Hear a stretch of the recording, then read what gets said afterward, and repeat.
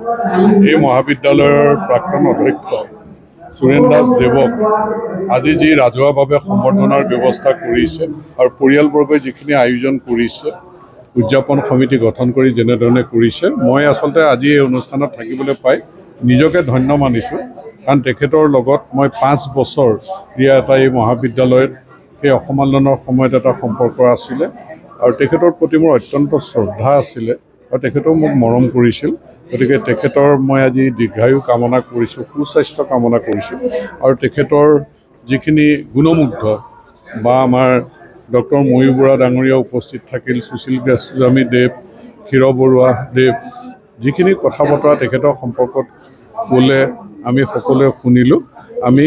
সঁচাকৈ এই সভাখনত উপস্থিত থাকিবলৈ পাই নিজকে ধন্য মানিছোঁ তেখেতৰ দীৰ্ঘায়ু আৰু সুস্বাস্থ্য কামনা কৰিলোঁ। আমাৰ বাবে এটা বিশেষ দিন কিয়নো আজি আমাৰ ককা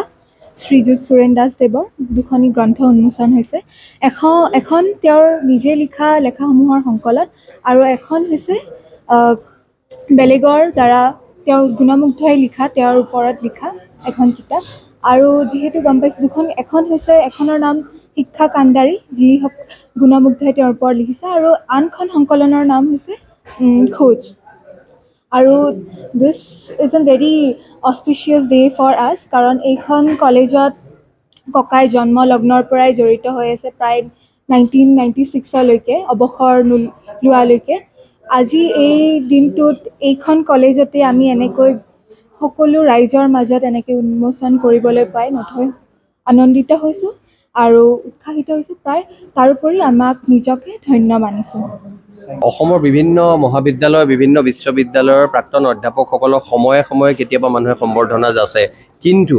এই জামুগুৰি চতিয়া এই অঞ্চলৰ মানুহে যিটো আন্তৰিকতাৰে সৈতে এই কামবোৰ কৰে সেই কথাটোৰ পৰা মই ভাবোঁ অসমৰ মানুহে বহু কথা শিকিবলগীয়া আছে। আজি সুৰেন দাস দেৱ তেওঁ শাৰীৰিকভাৱে অলপ অসুস্থ কিন্তু তেখেতৰ গ্ৰন্থ উন্মোচন কৰিবলৈ ডক্টৰ সুশীল গোস্বামী ডক্টৰ ক্ষীৰধৰ বৰুৱা আৰু এইটো অঞ্চলৰ আপোনাৰ চতিয়া সমষ্টিৰ বিধায়ক নিৰ্বাচনৰ বতৰতো 3.5 ঘণ্টা সময় ধৰি আছে আৰু লগত বহুতো অৱসৰপ্ৰাপ্ত অধ্যাপক অধ্যাপিকা নতুন প্ৰজন্মৰ ছাত্ৰ ছাত্ৰী আছে। এই কথাটোৱে প্ৰমাণ কৰে যে অসমত যিসকল লোকে অসমৰ বিদ্যায়তনিক ভেটি সবল কৰিবৰ কাৰণে অহোপুৰুষাৰ্থ কৰিছিল তেওঁলোকক সন্মান জনোৱা মানুহৰ অভাৱ হোৱা নাই আৰু আটাইতকৈ বেছি তিৰবিৰাই থাকে তেনেবোৰ মানুহ এই চতিয়া জামুগুৰি বিশ্বনাথ চাৰিআলি অঞ্চলত। গতিকে তেনে এটা অঞ্চলত তেনে এটা অনুষ্ঠানত উপস্থিত থাকিবলৈ পাই মই ধন্য মানিছোঁ আৰু গৌৰৱ অনুভৱ কৰিছোঁ আৰু সমগ্ৰ অসমলৈ এটা যোগাত্মক বাৰ্তা যাব বুলি আশা কৰিছোঁ।